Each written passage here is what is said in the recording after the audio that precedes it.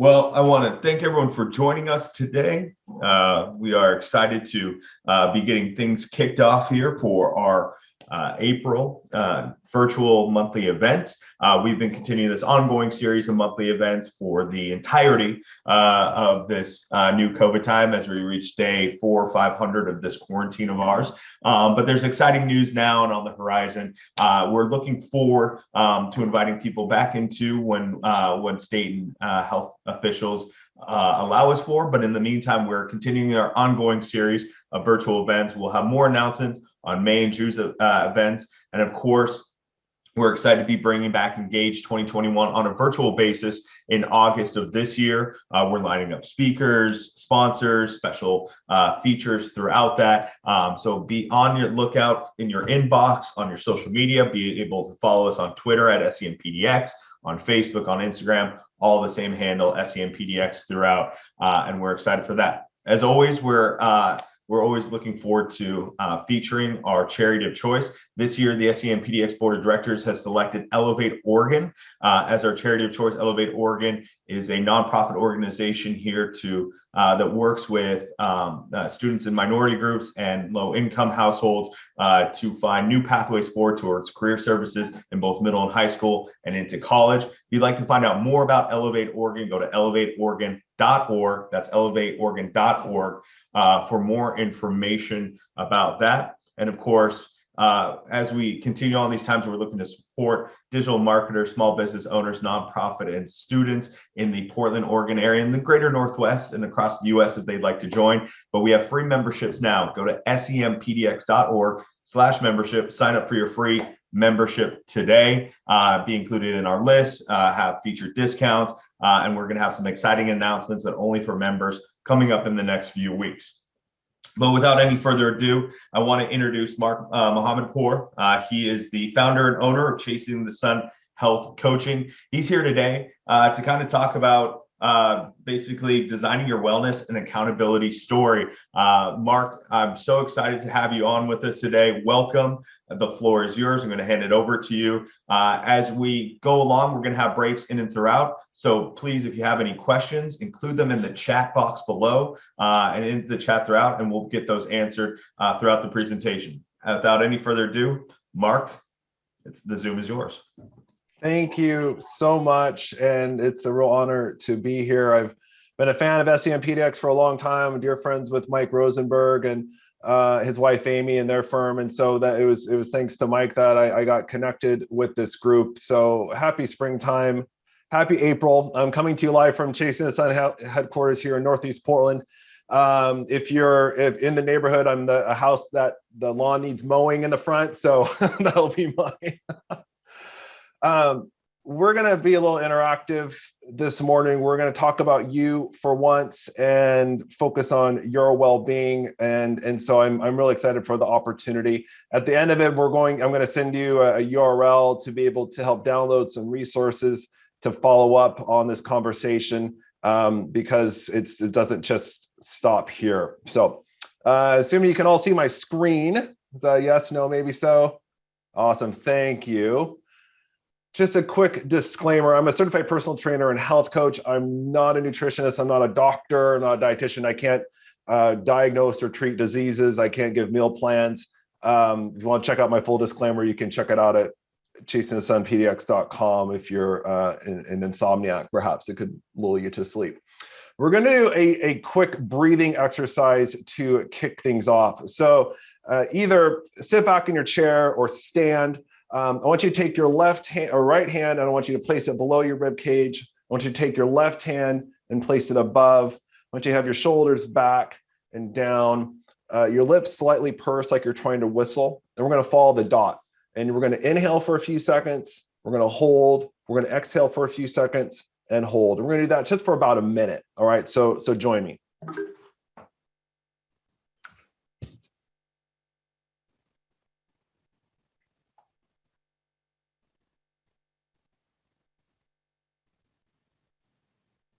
Big inhale. And hold.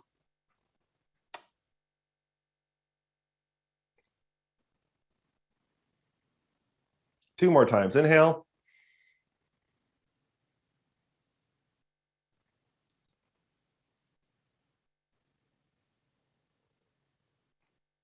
Once more, inhale.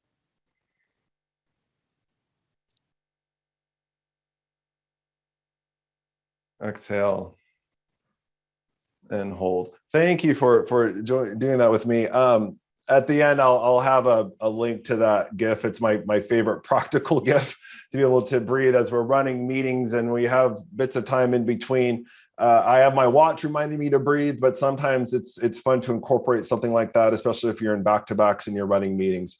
We're going to do 3 things today in a relatively short amount of time. So we're going to spend about 45 minutes covering these 3 areas. The first is we're going to inform through first and third party data around the state of well-being in our industry. And I am very diverse when it comes to our industry. So I come from a PR background. I'll chat about that in a minute. But I really focus on marketers and communicators from every discipline. And so some of my data is coming from the PR standpoint, but as folks in the service industry all up, I definitely feel like what I'm sharing is going to be receptive to this group. So I just want to caveat that. I want to share some actionable tips as far as wellness that you can implement immediately. And then we're going to spend the bulk of the time designing your own springtime wellness plan that fits on a page. And I'm going to include a link so you can download the Word template to fill that out on your own time. But for me, this is about the process. It's about the journey. And I want to be able to help you design something that's in your control. Over the last 18 months since I've launched Chasing the Sun, I've chatted with a number of you and your peers around how you're feeling. I get a number of similar responses as far as some of the verbatims I've received. And this quote really resonates with me. It says, "We're truly the caregivers of our company. And as such, no one takes care of us while we're taking care of everyone else." And whether you are doing marketing for a school district or in healthcare or agency side or in-house, we're dealing with so much right now. And it's important to acknowledge that. But to me, we need to be mentally and physically strong to lead in this new era. And this is a new era that we're in right now. And whatever it's going to look like beyond, it's going to be new. And we knew that this was already a challenge pre-COVID with all of the pressures that we have, but even more so now it's going to be vital. And to me, this requires reaching a new level of self-confidence, and we have to take care of ourselves first. I really want to reiterate that I'm sending this message not only to my communications and marketing and PR friends, but also my marketers. And you're the future of our profession. It doesn't matter if you're semi-retired or if you're a college intern or anybody in between. What we're doing right now is impacting the future of the profession. And thank you for leading. And you've really shown up in the last year during COVID. And just look at SEMpdx and how much it's had to pivot and evolve. And as you think about your day jobs and what you're doing and how much you've evolved and helped your clients and your organizations help develop call to actions and measure and implement and test and reiterate and change things on the fly. We're, for all intents and purposes, built for this. We're built for leading in a crisis, but at the same time, we have to be mentally and physically resilient. So thank you for leading. You've shown up. We live in a stressful profession. We tell ourselves this a lot. Wow, we're really stressed out, but there's data behind it. CareerCast looks at some of the most stressful professions out there, and PR executives, event coordinators, and I lump all this in, all of us into this, and saying that there is data saying that we are compared to other more stressful professions. And so as much as we tell ourselves that's the truth, but it really is compared to others. So I think it's important to acknowledge that. All this said, we need to listen to warning signs when it comes to our well-being. And so Gallup has looked at some of the main causes of burnout, everything from lack of communication and support from your manager, unfair treatment at work, unmanageable workloads, lack of role clarity, unreasonable time pressure. These are all very similar things that we have to deal with as marketers and communicators working in an industry where sometimes we get vague direction and it needs to be done immediately. While we tell ourselves this and acknowledge that, I think it's important to take a step back and realize that an abundance of this is a significant cause of burnout. And so I just want to be able to help empower all of you to realize that that's what a lot of us are dealing with, and it's important to acknowledge that. Here's the deal. We're working for free, and I could talk about this part all day. I'm going to try to spend a couple minutes on it now and a couple minutes on it later on this morning. The U.S. Travel Association said that in 2018, Americans failed to use nearly 800 million days of PTO. And to me, that is, that's just, it's almost criminal. I don't know how else to put it. It's really frustrating to see. And if we were to run the same day, a survey again, perhaps in 2020 or even this year, I'm sure the numbers are going to be even worse.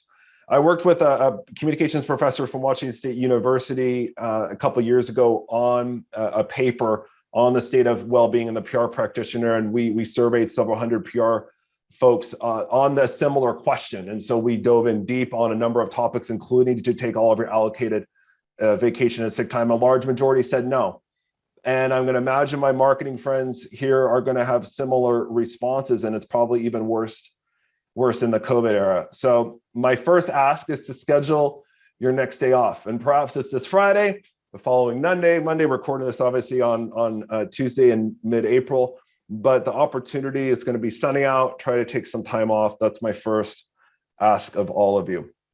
All this said, in an era where we're really trying to not micromanage our teams and our people, because that's somewhat perceived as a negative. When it comes to our well-being, we need to micromanage it, because as much as we want people to do that for us, we have to take care of ourselves. Why this is important to me and why this is my mission is that as a PR professional growing up in my career, I gained a significant amount of weight. I got to a point where in 2007, I weighed 350 pounds. And on the scale, it was bad enough, but I was feeling miserable. I had sleep apnea at night. I had trouble walking up a flight of stairs. Trying to sit in a coach seat, flying from Portland to New York for a press tour was just torture, frankly.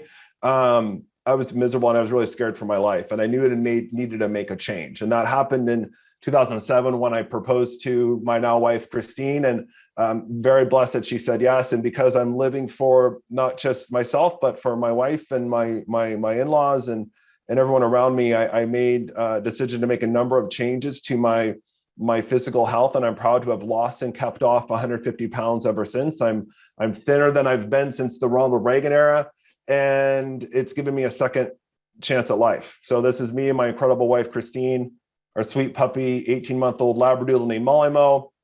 And this has literally been my life, and pretty much the only part folks that I see outside of my immediate family.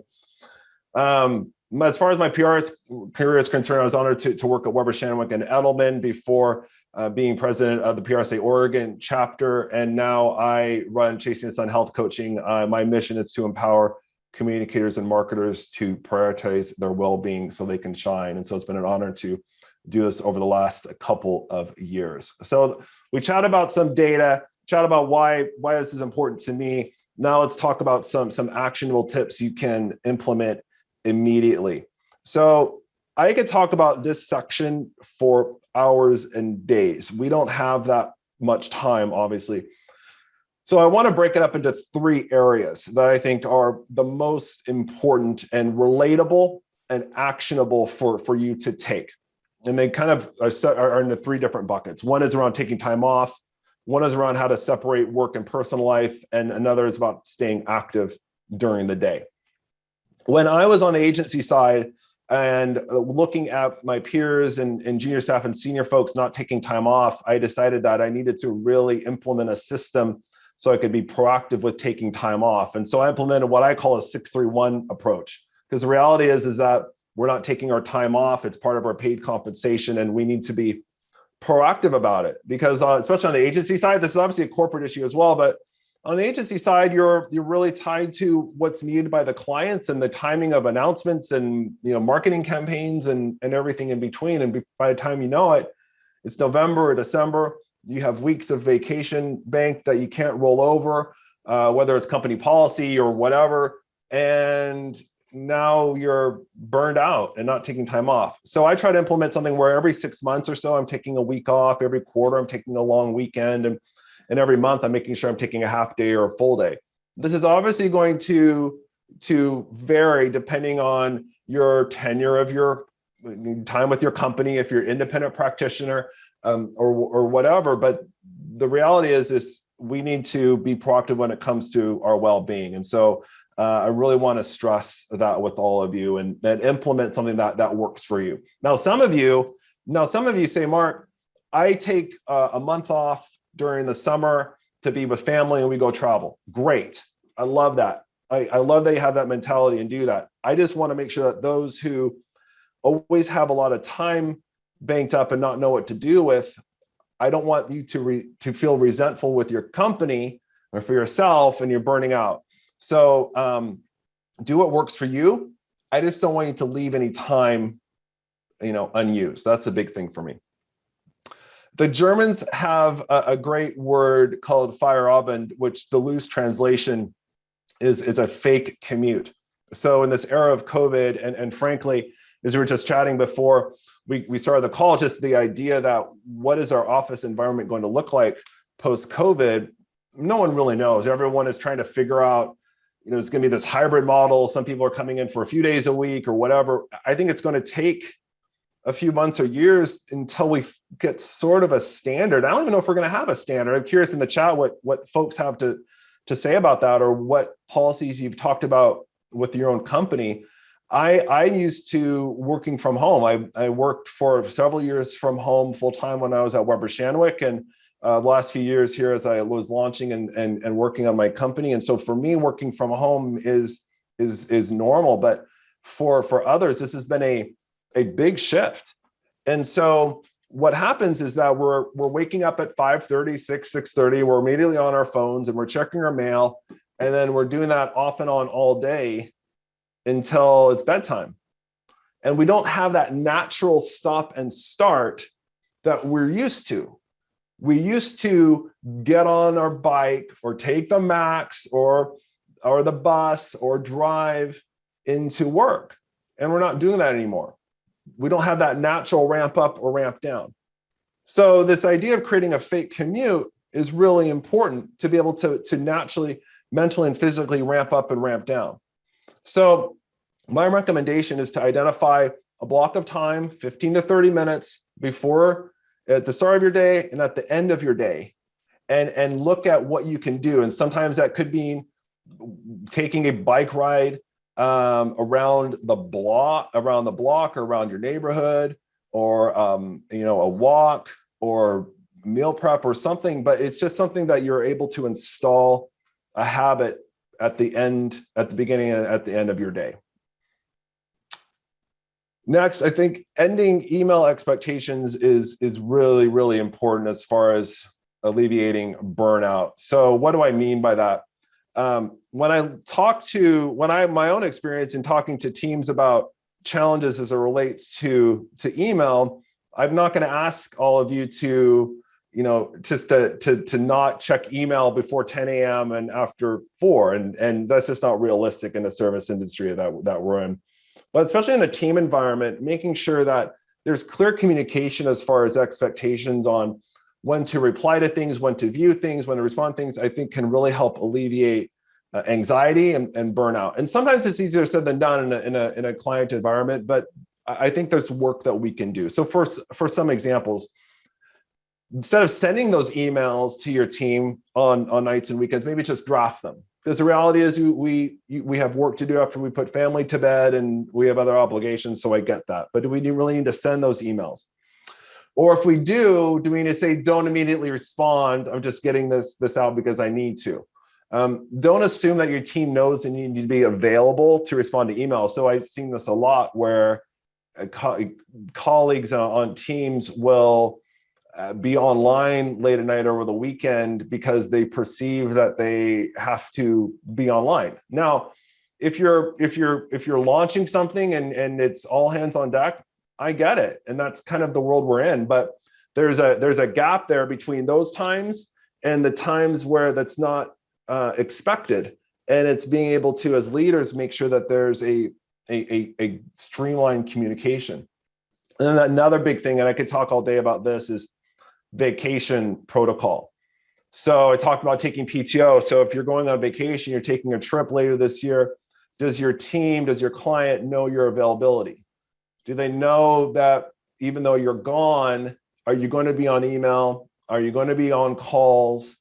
Sometimes as professionals, we need to, and I understand that. But what I've seen a lot in my career is boss or manager or somebody saying they're going on vacation, all of a sudden they're responding to email threads. They're joining conference calls, and you're not expecting them to join. And that kind of jolts you a little bit. And you sort of feel anxiety and say, are they going to be online throughout the whole time? Are they trusting me?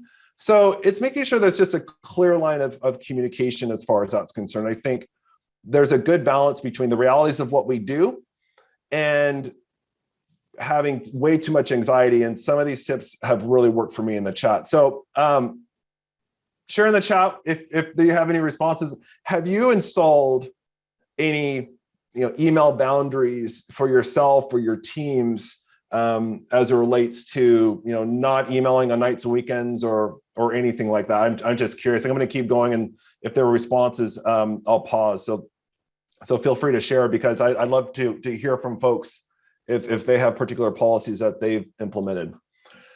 We're doing this call on Zoom, and this is probably our 500th or 1,000th Zoom call this last year, and it's exhausting. And there's a reason for that. It takes away from our focus. I'm not able to see all of you in a room, so I can't really see all of you nodding or shaking your head or being bored. I can't read that. I have to look in this camera lens, and that takes a lot of energy to do. And so I really want to help empower people to examine their calendar and look at those meetings that they don't need to be on camera, and also those meetings they don't need to be on their computer, and really implementing a walk and talk policy. Stanford has done a study that says walking improves creativity by up to 60%. And I believe that. So when I try to do brainstorms and really try to solve problems with my clients or my colleagues, in the past, I've tried to implement a walking procedure, and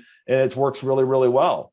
This is a top-down view of my neighborhood here in Northeast. I'm in Beaumont, Wilshire on Fremont, and this is a 3-mile loop on the blue dot to take us up to Alberta and near Wilshire Park. And so sometimes I'll take one-on-one calls, and I'll say, okay, for the first 15 minutes, we're going to focus on this topic, and next 15 minutes on that topic. And it's a good way to kind of break up the conversation in a way that is still social, that's still a good part of the walk and talk, but also has some structure.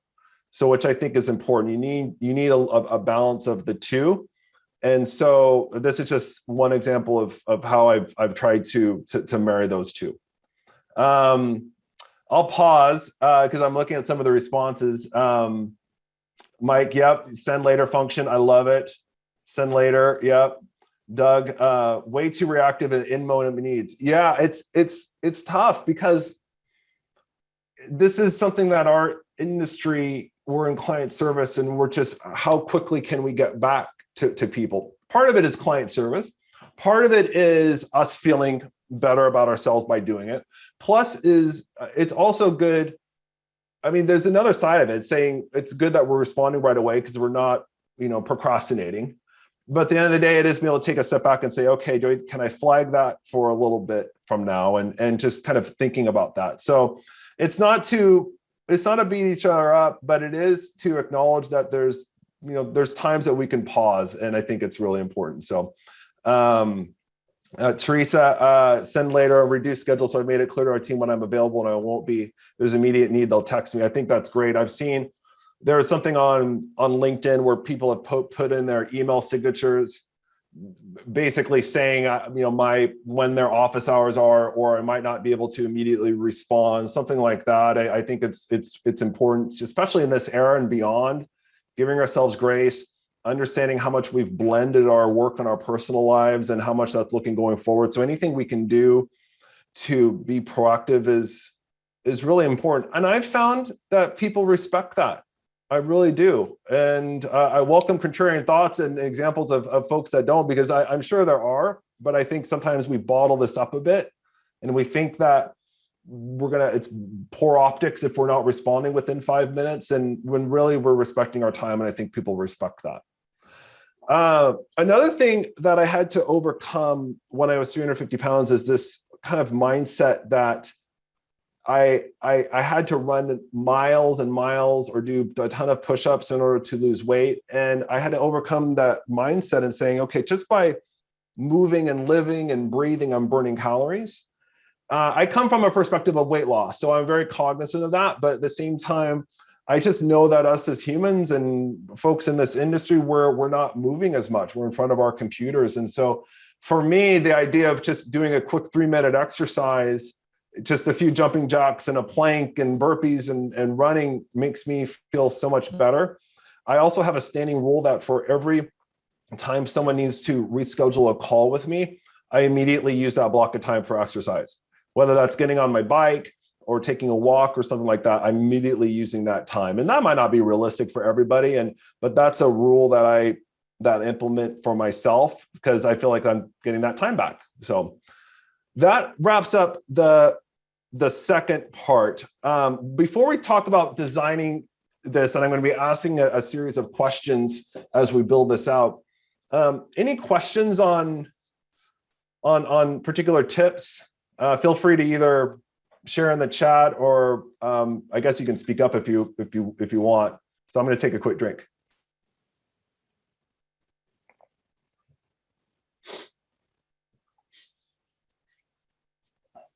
Oh, Teresa, I might do that daily. You know, I think anytime that a meeting wraps up early, I'll do that. And for me, it is one part the exercise, but it's also another part, just this mindset shift of I have a minute, I can do this workout and I feel accomplished. And I've and it's kind of this mental mind. It's this mindset shift for me that ultimately makes me feel better for doing that. So great question. All right. If there are any other questions, I can answer them later on, but I really want to dive in, for the next 20, 25 minutes or so and have folks essentially formulate in their brain what their 2021 springtime accountability plan looks like. So think about this kind of Mad Lib style. I really want us to kind of create our own narrative. And through this, I chat about some of my primary themes that I talk about in my coaching. My first question to all of you is, what are you looking forward to this spring? Some of these questions are going to be a little deep, and some of them might be obvious. Some of the answers might be obvious. Some of you might say the vaccine, but let's dig a little bit deeper. What are you looking forward to experiencing this spring? Feel free to share in the chat. Personal connections, absolutely. Missing people, getting outside in the warmer weather. I know it's supposed to be in the 80s this weekend, and which is crazy to think about. June is going to be in 7 weeks. Cannot wait. Well, I know we're going to have some rain coming up soon, but it's going to be mixed with some sunshine. Marianne says landscaping our yard and hosting parties. If you have a good landscaper, let me know. Hosting parties. I mean, it's serious. Barbecuing, yard work. I completely with you, Michael. Golf. Yep. Love it. I'm focused very professionally here when it comes to this. So I know I'm going to be helping my favorite marketing and PR friends prioritize their well-being. And so that's for me what I'm continuing to look forward to. One of the things I've been putting off for my well-being is blank. So this is the next part of the story. What's in your way of prioritizing your well-being? And no answer is too too short. No answer is too complex. What's in your way of prioritizing yourself?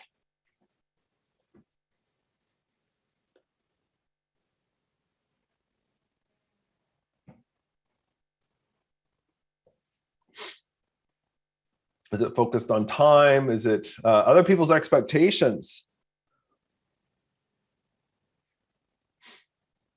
Time, not enough hours in the day.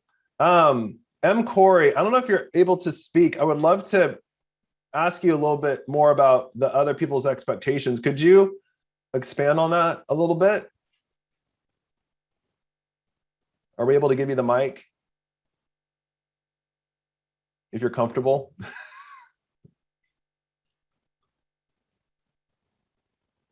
I'm trying to manage this. Let me see if we can get you to unmute. Oh, no mic. Okay, no problem.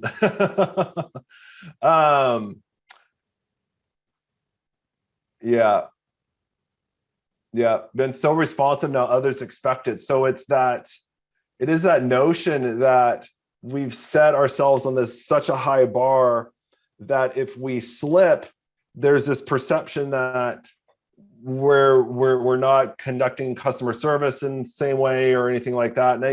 And that's tough. And I think we always want to be professional. We always want to be there for people. And I'm not one where if we set a high bar and we are having to take care of ourselves instead, that it's going to be a negative. I think a lot of it comes down to just being transparent with the people around us and the people I work with on a professional level. And I think a lot of that can help mitigate some of those optics. But it's a fair one and something we all feel. I absolutely get it. Any other responses? These are really good.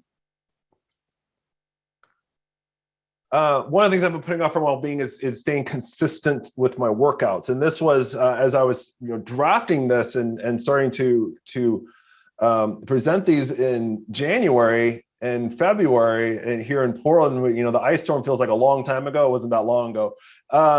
It was miserable, and just being consistent with the workouts, it was tough for me. And so that's one of the things as I'm heading to the spring, making sure that I'm making more time for myself. Now, this is a deep question. This is important because blank. So what is important to you? And I feel free to share in the chat if you're comfortable, that sometimes this is a personal question for folks. The reason why I ask this question is when I chat with clients or think about things that you've wanted to do for your well-being. Maybe you want to lose a certain amount of weight. Maybe you want to gain a certain amount of weight. Maybe you want to build more muscle. Maybe you want your blood pressure to be lower. Maybe you want more sleep. Those are all great, but why? Why is it important to you? So I'll take a pause and see if anybody feels comfortable sharing that. Is it related to family? Is it relating to, Marianne says, staying healthy, creativity, and the time to be creative, right?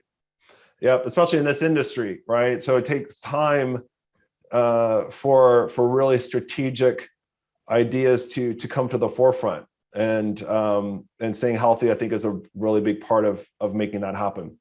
Feeling good and feeling healthy, Teresa, absolutely. A lot of that comes down with confidence. If we feel good and feel healthy, we show up. We show up not only for our family and our friends, but also for work. We feel confident in the work that we do, how we present it, how we come across, everything. There's nothing. It's funny when we talk about exercise and how much it kind of exhausts us.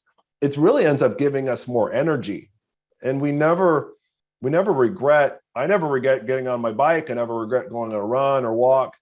It's always tough to get started, and so I always try to make sure that I have my shoes within eyesight and my workout clothes within eyesight, my kettlebell within eyesight, so that there's really no excuse, and I'm constantly, it's constantly in my purview.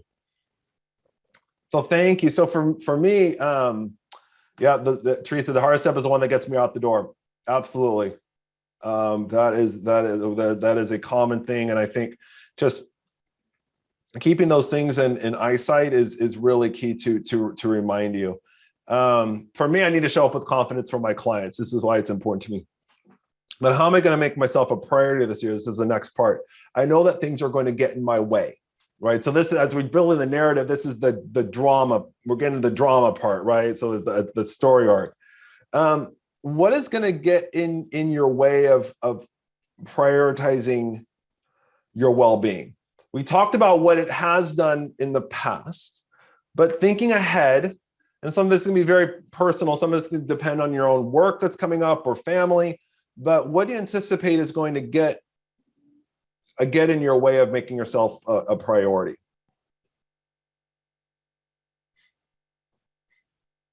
Some answers can be very specific, particular client announcement or a campaign, or it can be related to family or whatever. But we know that things are going to get in our way. Procrastination. Yes, I am myself a creature of procrastination. For me, it's been getting bored with monotonous workouts and making time for my clients and prospective clients. Again, because what I do is, again, in the service industry, I have to make sure that I'm showing up and that I'm available for conversations and things. And I just know that I'm also going to get bored if I'm going to do the same kind of exercise every day. And I say, okay, I'm going to stop and put it away, and a few weeks later they're all kind of gathering dust, and I haven't been able to focus on myself. So the next part, I'm not going to let that get in my way. I'm going to focus on what's in my control. So back to kind of what we want to achieve and our goals. One of the things I really try to talk to my marketing communications friends about is it's great to have goals that are measurable, right? So it's great to say, I want to lose a certain amount of weight, I want to gain a certain amount of weight or a certain amount of muscle, but over a certain amount of time. I love those measurable objectives. That's great. And as marketers and communicators, we love them in our professional life. Increase our click-through rate by 10% in 3 months, right? Reduce our newsletter unsubscribe rate by 3% in 6 months. I'm just making this up, right? On the PR standpoint, it might be improve, public perception of so-and-so, number of spokesperson quotes in earned media coverage in a certain amount of time is increased, all those types of things. I want to focus on what's in our control. We can't always control how much weight we're going to gain or lose because there are a lot of factors that get into that. I want to focus on the tactics. So from a marketing standpoint, it might be, the social media ad. It might be the wireframe. It might be the Google Analytics dashboard setup. Those are things that are completely in your control. Not the results necessarily, but what's in our control. So when it comes to our health and well-being, what are our personal tactics that we can do that's ultimately in our control? So as you're thinking about what's coming up for you this spring, what's important to you? I saw a lot of examples, saying healthy, creativity, golfing, everything in between. What are some things that you can commit to that's a tactic? It could be, just throwing some examples, it could be 3 30-minute walks per week. It could be, I'm going to drink a gallon of, well, this isn't a gallon, but a gallon of water per day. It could be, I'm going to reduce my Zoom calls by 3 per week, and I'm going to use those 3 for walk and talk meetings. Those are completely within our control. So I'll pause and see what responses we get. Mike says, take the stairs and walk the course. Oh my gosh, for all you golfers out there. And I know it's a long course, and some of you might be, dealing with leg pains, and so I'm very cognizant of that. But if you're able to skip the golf cart and walk, it's already an incredible workout, golfing. But if you're able to do that, that's a great idea. Walking around the building two times, twice a day, absolutely. It's just, I love that. Completely within your control. Perfect example. Let's see if any others come in, but those are great. Thank you. Getting my big dog out every day and digging some weeds in the yard daily. Yep, I don't like weed pulling, but I definitely know that I get a good workout, good for my legs. And just one thing on that, the gardening tasks and golfing and all these things that are using our bodies. Just a couple of things to keep in mind, especially if you have really been sitting all day. Before you're doing those types of activities, and no activity is too strenuous when I talk about this, but I just want to really make a suggestion that before you do that, make sure that you're doing some active stretching. So arm circles, leg swings, some squats, some lunges. You want to get your full range of motion. You want to get your body moving. and your heart rate moving, so that you have fewer aches and pains in the coming days. And then when you're done, do some static stretching, do some quad stretches, some calf stretches, some arm stretches, and just really release the muscle. It'll help relax it. It'll help with restoring your muscles in the coming days. So just keep that in mind as well. Teresa, try to drink 24 ounces of water by 12 and walk 20 minutes a day. That's perfect. So I love that. For me, I'm going to create a calendar of physical activities so that I know that, every few days I'll be doing kettlebell, or then I might be doing a spin bike. And so just kind of mixing it up, blocking out time in my calendar to exercise. I didn't even include this, but what I mentioned a few minutes ago about if somebody cancels or has to postpone a meeting, I'm immediately doing that for exercise. And making sure at least 2 of my 3 meals every day include a good source of protein, including upper breakfast. All this said, I know things won't always go my way. So as communicators and marketers, we are constantly having to deal with a crisis. And in the PR world, that's going to be, it's a reporter calling about something, or perhaps an executive sends a bad tweet, or there's so many different examples. On the marketing side, there's so many. It could be an automation, email marketing campaign gone wrong, or something. There's always something that leads to a crisis. But what happens when we can't get our dog out every day to walk, or there's construction going on outside, or it's really icy outside, or we can't go golfing that day, and something comes up in our personal or professional life? What's our personal crisis plan? We create so many crisis plans for our organizations and our clients. I want us to be proactive when it comes to when we can't ultimately make the time for ourselves. So this is the final part of the plan is, what's your personal crisis plan when things won't go your way? And there's a range of responses to that. I'm curious to see what you say. Start again. Yep, that's a perfect one. And I just want us to be proactive when it comes to this, so that we don't resent the day. A lot of times what would happen is, in the past for me, I might have a tough day and I say, gosh, I deserve that pizza. And so I'll order the pizza and I'll eat the whole pizza, and I'll immediately regret that, and I'll be upset the next day. Now, part of that is because I made the decision in the moment that that's what I was going to do because I deserved it.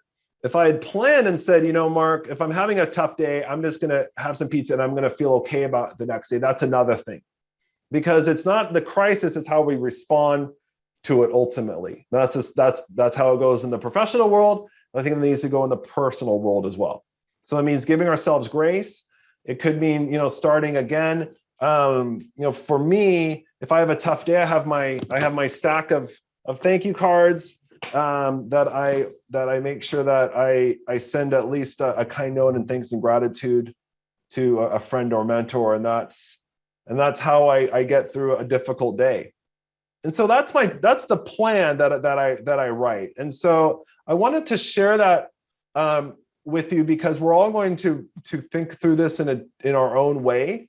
And so what I wanted to do is send you all to chasingthesunpdx.com/SEMpdx. And there you can fill out responses to this session and let me know your thoughts. You can download this simple Word template, write it the way that you want. But ultimately, I want us to have some accountability. I have a family-friendly recipe guide, a fun conference call bingo if you're running calls, and then that breathing gift that I was showing before. So we're about wrapped up with the PowerPoint part of this. So I'm proud to be the owner of Chasing the Sun Health Coaching. I'm here for my marketing and communications friends. I do. This is a condensed version of workshops that I host with agencies and companies. So I'm booking out through spring into early summer. So reach out to me if you think that this message would resonate with your teams. As individuals, I do one-on-one coaching as well. So reach out to me for any questions on that. That ends my sales spiel. I'm on Instagram or Twitter at Markmo, MARKMOH. On LinkedIn, you can email me at mark@chasingthesunpdx.com. I want to close. You're the future of our profession. Thank you for leading. Thank you for doing everything that you've done in the era of COVID and beyond. I see it, your peers see it, and it's time to take care of yourself. So that wraps up the PowerPoint presentation. I've loved the responses throughout, but we have a few more minutes if there are any questions or comments.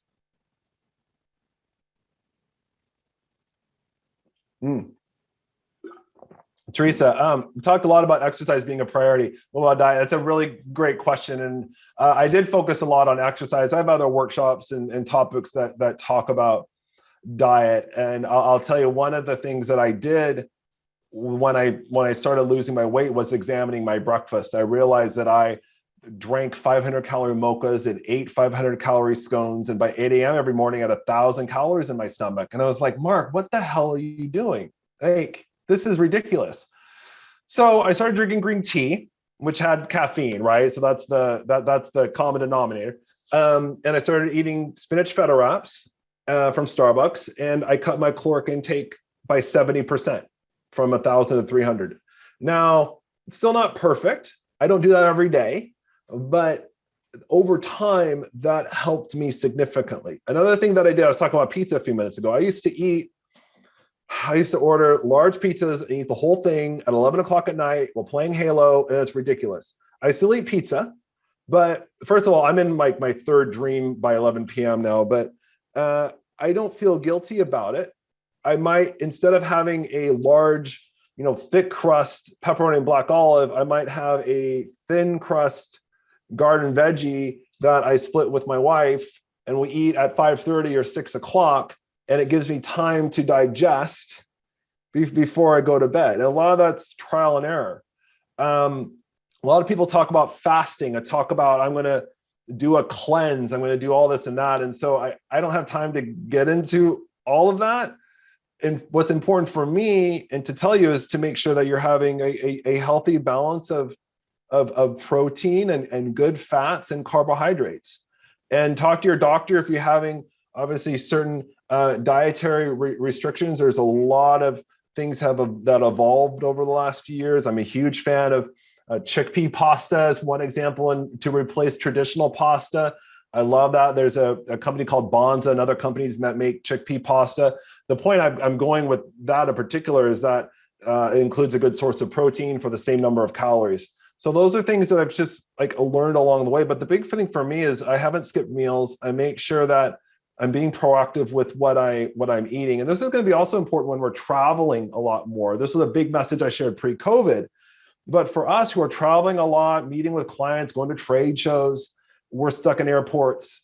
We're stuck in all of these different events and workspaces. And so being proactive and thinking about what your environment is going to be and what you're going to eat and when is going to be really important. We're going to start meeting people in coffee shops and having lunch. And so the opportunity beforehand to go look at the menu, make the decision now versus, later tonight or tomorrow when you're hungry and your willpower might be lower. That's a big difference.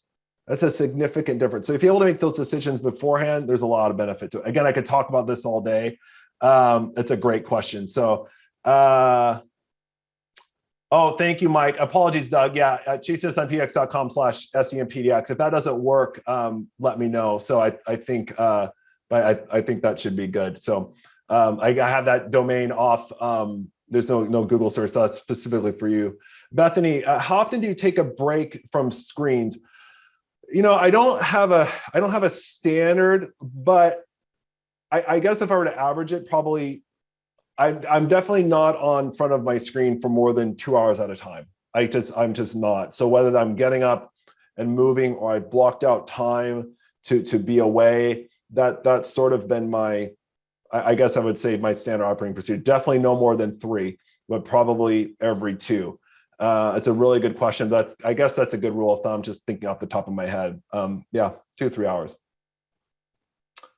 Thank you, M. Corey. Thank you, Teresa. Any other questions? This has been great. Well, I think that might just do it there, Mark. All right. All right. Hey, Mark, thank you again so much. Everyone in the chat, give them a virtual applause. Thank you. I know the SEMpdx board of directors thanks him for his time and everyone's time today at our April virtual event. Stay tuned. We'll have an announcement closely within the next week or so about our May event. Of course, events throughout the rest of the year. And of course, Engage 2021 coming in this August 2021. Again, memberships are free right now, SEMpdx.org/memberships. Sign up today. Do not wait any longer. We're trying to get as many people in as possible throughout the year, getting discounts, offers, and special communications. And of course, we're proud to sponsor our charity of choice this year, Elevate Oregon. That's elevateoregon.org. Log onto their website, see how you can help, how you can donate, and donate your time as well. Mark, thank you all. We'll give a few minutes back to everyone. Say have a great Tuesday, and we'll talk again soon. Thank you, everyone.